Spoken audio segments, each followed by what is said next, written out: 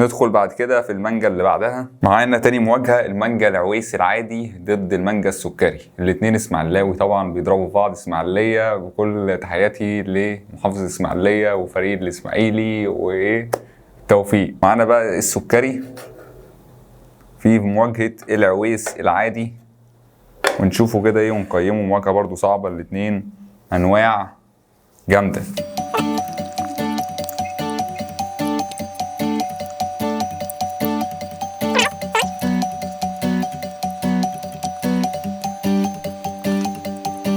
نقيم بقى من الاتنين. معانا السكري والعويس من وجهة نظري ونشوفوا مين اللي هيكسب. اول حاجة الجودة اللي هي الطعم، اللي قلنا من 8 عدي السكري عديها 8 من 8، والعويس عديها هي كمان 7 من 8. اما السعر، سعر المانجا السكري الكيلو ب 40 جنيه، والمانجا العويس الكيلو العويس العادي ب 85. فعدي السكري 3 من 3 وعدي العويس 2، يبقى كده العويس معانا 9 من 11 والمانجا السكري اخد 11 من 11. فايه نعلن فوز المانجا السكري على العويس العادي، وكده معانا العويس خرج والسكري اتأهل للنهائي. اخر مواجهة معانا بقى المانجا الزبدية والمانجا العويس الفاخر. طبعا المانجا الزبدية دي مانجا تخزين، تشيلها في الفريزر بقى ايه، بتاعة العصاير والمطاعم بتستخدمها، كل المحلات بتخزنها طول السنة وتستخدم المانجا طول السنة، عشان المانجا طبعا الموسم بتاعها بيبقى في الصيف اللي هي شهر 7 وشهر 8، بعد كده الموسم بينتهي.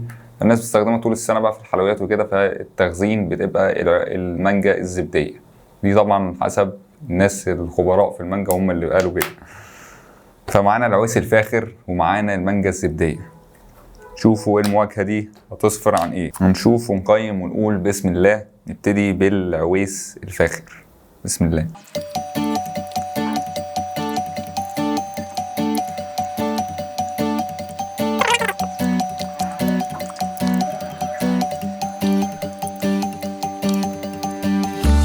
مهرجان المانجا يا جماعة واسماعيلية، عايزين نروح اسماعيلية نشوفها كده، نشوف مدن القناة والنادي الإسماعيلي. إن شاء الله انتظرونا في جولات وفلوجات قوية جدا في المحافظات. ندخل بقى ايه نقيم المواجهة الأخيرة. منافسة بصراحة، كل أنواع المانجا جامدة بصراحة كلها. بس لاحظت حاجة، إن المانجا في مانجا بتبقى لونها فاتح شوية، أصفر فاتح، وفي مانجا بتبقى لونها أورنج غامق شوية، بتلاقيه قوي.